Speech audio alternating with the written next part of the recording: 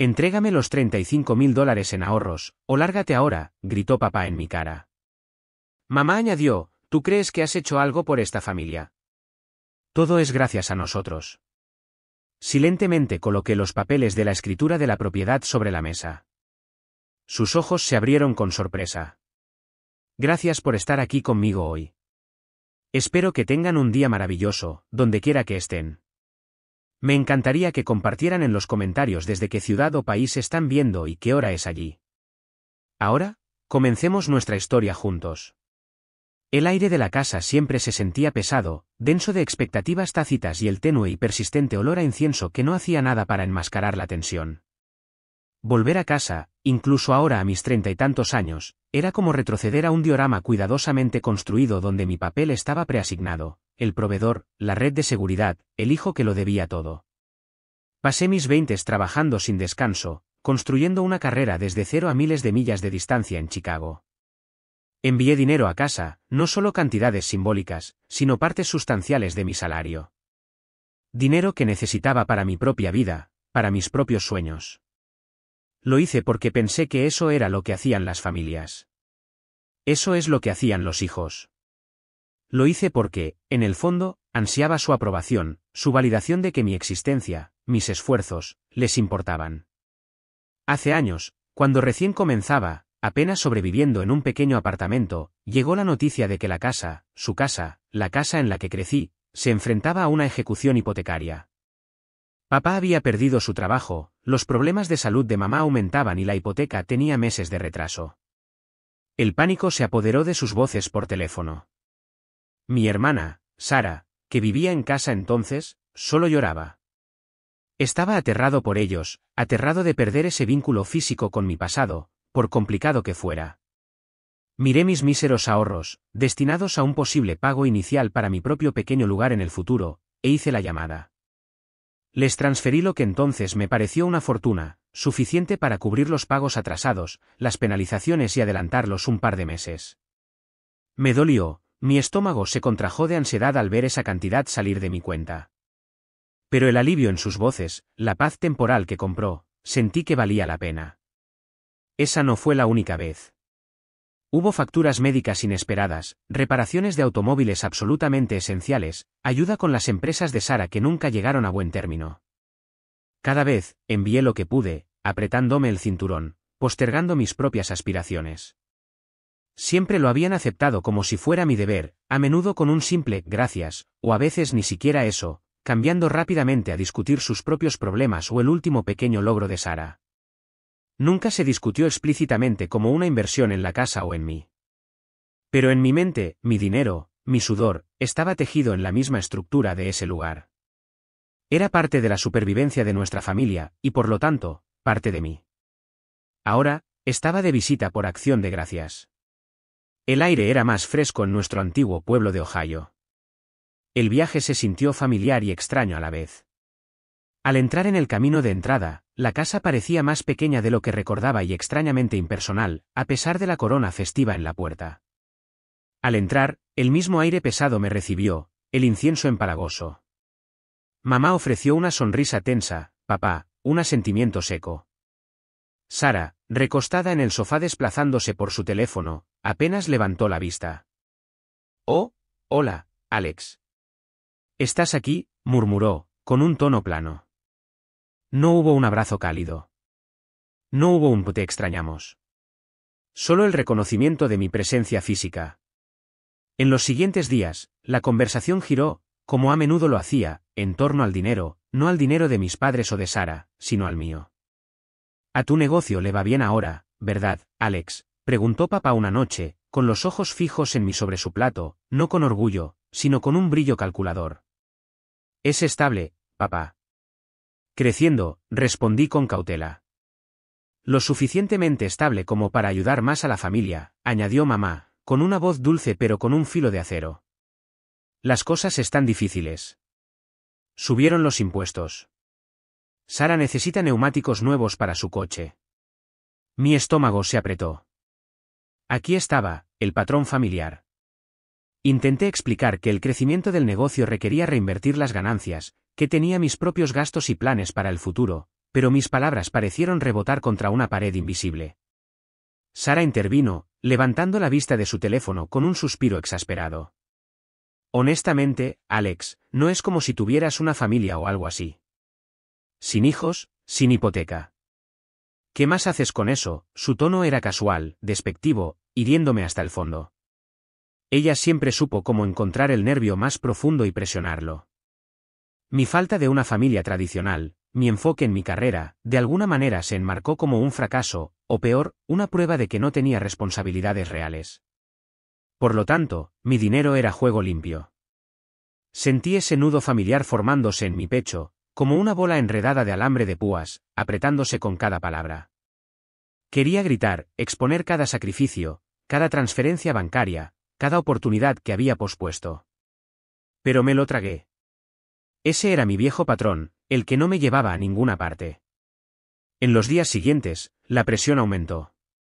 Ya no eran sugerencias sutiles, era directo, diario, implacable. Sentada a la mesa de la cocina, mamá me deslizó un estado de cuenta impreso.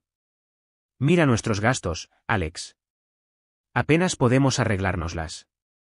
Necesitas contribuir más, una cantidad significativa.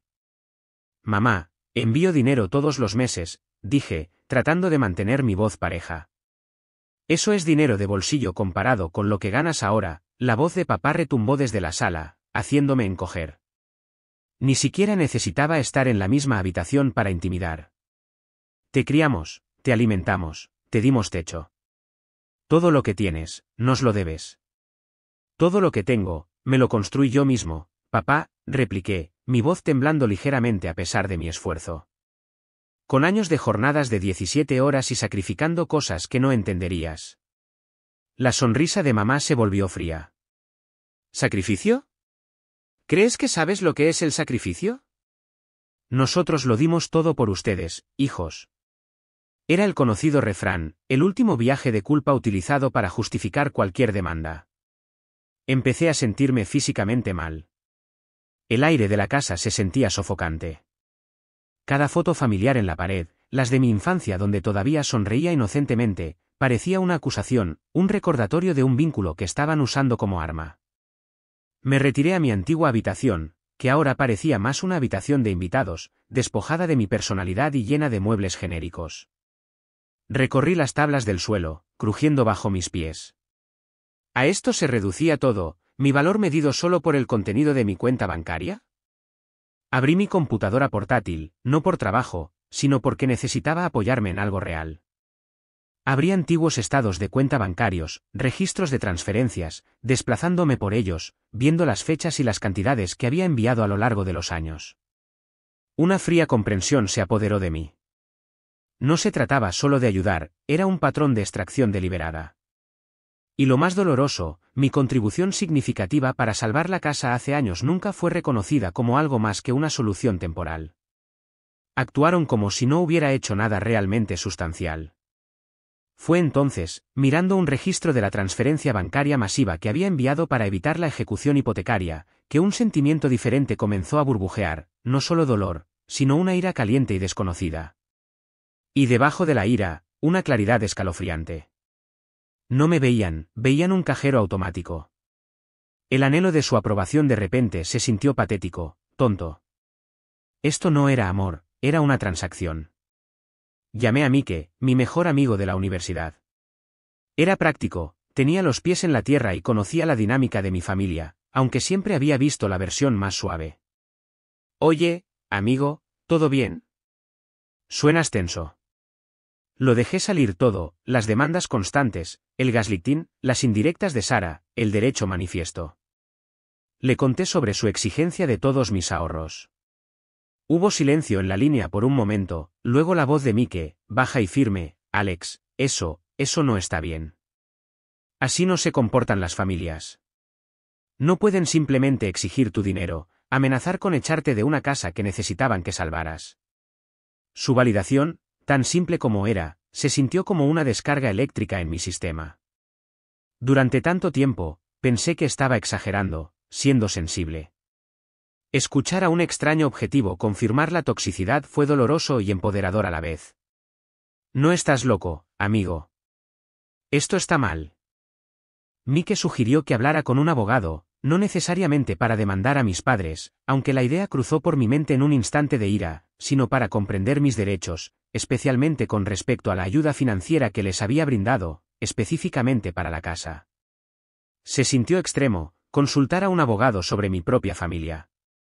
Pero el nudo en mi estómago se alivió ligeramente. Este era un paso lógico, un movimiento hacia la protección de mí mismo en lugar de simplemente reaccionar emocionalmente. Encontré a una abogada local, la señora Davis, recomendada por el tío de Mike. Su oficina era tranquila y profesional. Sentarse frente a ella, detallando los años de apoyo financiero, el incidente específico en el que pagué la mayor parte de la hipoteca, las demandas y amenazas actuales, se sintió surrealista. Escuchó pacientemente, tomando notas. ¿Tuvo algún acuerdo por escrito con respecto al dinero que aportó para el capital de la hipoteca?, preguntó. No, admití, sintiéndome tonto. Era familia, confiaba en ellos. Entendido, dijo, inclinándose ligeramente hacia adelante. Sin embargo, su contribución significativa a la hipoteca, particularmente si fue una suma global que pagó una parte sustancial o incluso el resto del préstamo, podría verse de manera diferente a simplemente ayudar con las cuentas. Definitivamente podemos documentar esto a través de sus registros bancarios. Explicó conceptos como fideicomisos resultantes o gravámenes equitativos, vías legales que podrían reconocer mi participación financiera en la propiedad, incluso sin un acuerdo formal. Pero lo más impactante que discutió fue la escritura. ¿Quién aparece en la escritura de la casa?, preguntó. Dudé. Mis padres, asumí. Es importante verificar eso, dijo. A veces, cuando se paga una hipoteca, incluso si es a través de los fondos de otra persona, la escritura no siempre se actualiza o aclara inmediatamente.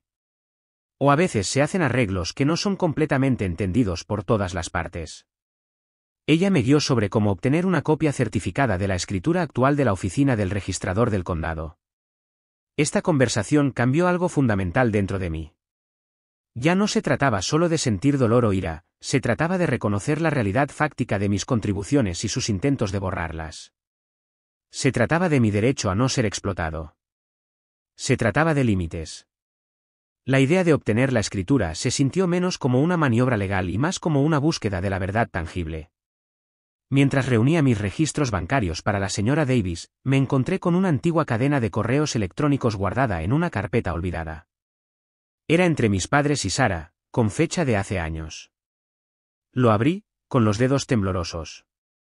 Leerlo se sintió como caer en picado en un baño de hielo.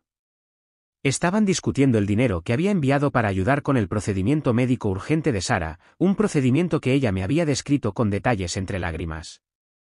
Los correos electrónicos decían claramente que habían usado la mayor parte de ese dinero no para un procedimiento médico, sino para pagar el trabajo dental cosmético no esencial de Sara y unas vacaciones familiares que no podían permitirse de otra manera. Incluso bromearon sobre la facilidad con la que les había entregado el dinero. Me corté la respiración. Mi pecho se apretó, sintiéndome realmente como si alguien me hubiera envuelto alambre de púas alrededor de los pulmones esta vez. No se trataba solo del dinero de la casa, era un patrón. Habían mentido, fabricado necesidades y se habían reído de ello a mis espaldas. El dolor era agudo, visceral. Este fue mi punto más bajo. Toda la negación, todo el gaslighting, se solidificó en una verdad única, repugnante e innegable, eran capaces de una completa decepción para su propia comodidad y la vanidad de Sara. La familia que anhelaba, la basada en el amor y la honestidad, era una completa ficción. En ese momento, mirando las frías y condenatorias palabras en la pantalla, el último hilo de mi vulnerable esperanza se rompió. El dolor no desapareció, pero fue eclipsado por una resolución feroz y protectora. Ya no sería su víctima. Fui a la oficina del condado al día siguiente. El proceso fue sencillo, casi mundano, lo que se sintió extraño dado el peso de lo que estaba haciendo. Al solicitar la copia certificada de la escritura para la dirección de mis padres, el empleado la procesó y me la entregó en un sobresellado. Mis manos estaban mojadas de sudor cuando la tomé. Este trozo de papel, mundano para cualquier otra persona, se sintió como un arma, un escudo y una prueba todo en uno. No lo abrí inmediatamente, me aferré a él, los bordes nítidos eran un ancla física para mi recién descubierta resolución. Sabía que la confrontación se avecinaba. Las demandas no habían cesado, de hecho, se habían vuelto más agresivas. Al sentir mi vacilación, papá había dicho directamente: o tus ahorros están en nuestra cuenta para el lunes, o puedes hacer las maletas. No vives bajo nuestro techo gratis, especialmente cuando puedes contribuir. Mamá había hecho eco con ese mismo filo frío: lo decimos en serio, Alex. Esto es para la familia. No compliques las cosas. Asentí, exteriormente tranquilo, aceptando reunirme con ellos en la sala después de la cena del domingo. Pasé el resto del día en mi habitación empacando, ordenando, desprendiéndome emocionalmente del espacio, de los recuerdos que ahora estaban contaminados. Agarré el sobre con la escritura adentro, sintiendo su poder. Llegó la tarde del domingo, pesada y silenciosa. El aire de la sala era tan denso de tensión tácita que prácticamente se podía ver cómo brillaba. Papá estaba sentado en su sillón, con los brazos cruzados y la mandíbula apretada.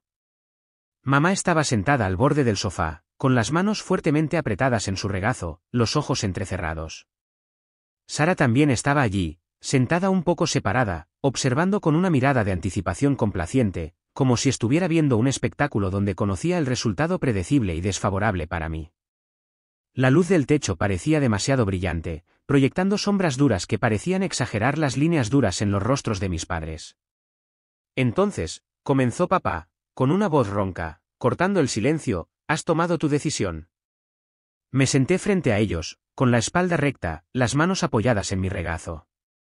Miré sus rostros, los rostros que había amado, que había anhelado con placer durante toda mi vida, y solo vi expectativa, derecho y una completa falta de calidez. El dolor seguía ahí, un dolor sordo debajo de mis costillas, pero el filo agudo de la traición se había endurecido en algo resistente. Sí, la he tomado, respondí, con una voz tranquila pero firme. Mamá se inclinó hacia adelante. ¿Y transferiste el dinero? El monto total. Su voz era impaciente, exigente. No, dije. El rostro de papá se oscureció al instante. ¿No? ¿Qué quieres decir con no? ¿Nos estás desafiando? Después de todo lo que hemos hecho por ti, los sacrificios que hicimos. Sacrificios, repetí suavemente, la palabra se sintió hueca y fea en mi boca, como el sacrificio de usar el dinero que envié para las necesidades médicas de Sara en carillas dentales y unas vacaciones. Silencio. Silencio pétreo. Sorprendido silencio. Sara jadeó suavemente. Los ojos de mamá parpadearon, un destello de pánico reemplazó la dureza. La mandíbula de papá cayó ligeramente. Vi su breve y descuidada culpa antes de que la máscara volviera a colocarse. Eso es una mentira ridícula, dijo mamá, con la voz temblando ligeramente. ¿Dónde escuchaste algo así? Vi los correos electrónicos, mamá, dije simplemente. ¿Los tengo? Papá se recuperó, su rostro se puso rojo de furia. ¿Correos electrónicos? ¿Has estado espiándonos? Sal. Sal de esta casa ahora mismo. Entrégame todas tus ganancias, o sal de esta casa ahora. Su voz fue un rugido, llenando la habitación, vibrando de rabia. Mamá intervino, con una voz fría y aguda como fragmentos de hielo: ¿crees que has hecho algo por esta familia? Todo es gracias a nosotros. Te dimos la vida. Te criamos. Nos debes todo. Este era el momento del anzuelo, la verdad cruda y fea de su visión transaccional de nuestra relación. Mi estómago se contrajo, pero mi resolución se mantuvo. Encontré sus furiosos ojos, luego miré hacia mi regazo. Lenta y deliberadamente, metí la mano en mi bolso junto a la silla. Mis dedos se cerraron alrededor del nítido sobre. Lo saqué. Sus ojos siguieron mi movimiento, confundidos. ¿Qué era esto? No dije una palabra, solo sostuve el sobre por un segundo, sintiendo el peso de años de verdades tácitas, de sacrificios, de esperanzas frustradas. Luego, con un suave susurro de papel, lo abrí y deslicé la copia certificada de la escritura de la propiedad sobre la mesa de café hacia ellos. La empujé suavemente hasta que quedó centrada entre nosotros. Levanté la vista. Sus ojos se posaron en el documento, luego volvieron a mí, la confusión luchando contra la indignación. ¿Qué es esto?, exigió papá, alcanzándolo impacientemente. La mano de mamá se cernía sobre él, vacilante. Es la escritura, dije, mi voz seguía tranquila pero con un peso que nunca antes le había permitido. La recogieron, sus rostros grabados con desconcierto. Escanearon el encabezado, la descripción de la propiedad. Luego, sus ojos se posaron en los nombres que aparecen como propietarios. Silencio de nuevo, pero esta vez fue diferente. Fue un silencio aturdido y ensordecedor. Sus ojos se abrieron con sorpresa. En la escritura, claramente listados junto a sus nombres, estaba el mío, Alex Michael Thompson, propietario. Lo miraron, luego a mí, luego de nuevo, la incredulidad distorsionando sus rasgos. ¿Qué es esto?, susurró mamá, con una voz delgada y chillona, completamente despojada de su habitual filo agudo. ¿Cómo llegó tu nombre aquí?, tartamudeó papá, la fanfarronería se le escapaba, reemplazada por un pánico crudo. Esto no está bien. Esto debe ser falso. No es falso, papá, dije con calma, mi voz firme como una roca. Es una copia certificada de la oficina del registrador del condado. Mi nombre está ahí porque cuando pagué el saldo restante del capital de la hipoteca de esta casa hace 7 años para detener la ejecución hipotecaria, el abogado que manejó la transacción se aseguró de que mi contribución fuera legalmente reconocida. Hicimos un acuerdo y se actualizó la escritura. ¿Recuerdas a ese abogado que dijiste que fue tan útil con el papeleo en ese entonces? Trabajaba para mí. Sus rostros eran una imagen de horror e incredulidad. La casa, su máxima ventaja, el símbolo de su supuesto sacrificio y mi supuesta deuda, ya no era solo suya. Mi significativa e innegable contribución financiera no era solo un favor olvidado, era una propiedad legalmente documentada. Mi amenaza no estaba vacía, su amenaza de echarme era inútil. Sara se abalanzó hacia adelante, arrebatando el papel de las manos temblorosas de mamá. Lo leyó, su rostro se retorcía de furia y algo feo, envidia pura y sin adulterar. ¿Qué? ¿Hiciste esto? Eres un intrigante, ¿cómo pudiste? Esta es nuestra casa. Es nuestra casa, corregí tranquilamente, mirándola. No solo la de ustedes, mamá y papá. También mía, porque la salvé. Papá se levantó, su rostro púrpura de rabia. Sal. No me importa cuyo nombre esté en ese papel. Sal de mi casa. Ya no es solo tu casa, papá, dije, levantándome también. Estaba cansado pero resuelto. De hecho, legalmente, dado el porcentaje que pagué, quizás sea más mi casa ahora, y tu amenaza de echarme, basándome en esta escritura, podría pedirte que te vayas. Sus ojos se abrieron aún más. La pura e inesperada inversión del poder los silenció por un momento. Habían estado tan concentrados en mis ahorros, en su derecho percibido a mis ingresos, que habían pasado por alto por completo la enorme contribución fundamental que ya había hecho hace años, una contribución que ahora había solidificado legalmente. Su derecho había cegado sus ojos. La confrontación no duró mucho más. Se degeneró en gritos, acusaciones, negaciones. Me llamaron serpiente, traidor, dijeron que estaba muerto para ellos. Sara gritó que estaba tratando de arruinar a la familia. No me involucré, los dejé gritar, viendo su fachada cuidadosamente construida desmoronarse a su alrededor, exponiendo la necesidad cruda y agarrada debajo. El aire, denso de su veneno, se sintió extrañamente menos pesado para mí. Había dicho mi verdad, afirmado mi realidad, respaldado por una prueba innegable. Recogí mis maletas, ignorando sus continuos gritos. No voy a transferir mis ahorros, dije con calma, parado en la puerta. Pero no te preocupes, no los echaré. Todavía no. Dejaremos que los abogados se encarguen de los detalles de la propiedad a partir de aquí. Feliz acción de gracias. Salía la fría noche. El silencio de la calle contrastaba con el caos que había dejado atrás. Mi corazón dolía con la finalidad de eso, la muerte de un vínculo familiar que había deseado desesperadamente que fuera real. Pero debajo del dolor había una profunda sensación de liberación. Las consecuencias fueron rápidas y feas. Mis padres contactaron inmediatamente a familiares y conocidos mutuos, inventando una historia salvaje sobre mí tratando de robarles su casa, falsificando documentos, siendo un hijo cruel e ingrato. Sara fue particularmente cruel en las redes sociales, publicando actualizaciones pasivo-agresivas sobre traiciones familiares y el dolor de la avaricia. Me dolió ver a personas que había conocido durante años mirándome con sospecha o condena absoluta basándose en sus mentiras. La señora Davis fue invaluable durante este tiempo. Ella manejó con calma las cartas amenazantes y las amenazas de demandas de sus abogados. Explicó la situación legal de mi nombre en la escritura y mi contribución. Sus intentos de demandarme por falsificar la escritura no llegaron a ninguna parte. Los registros del condado fueron irrefutables.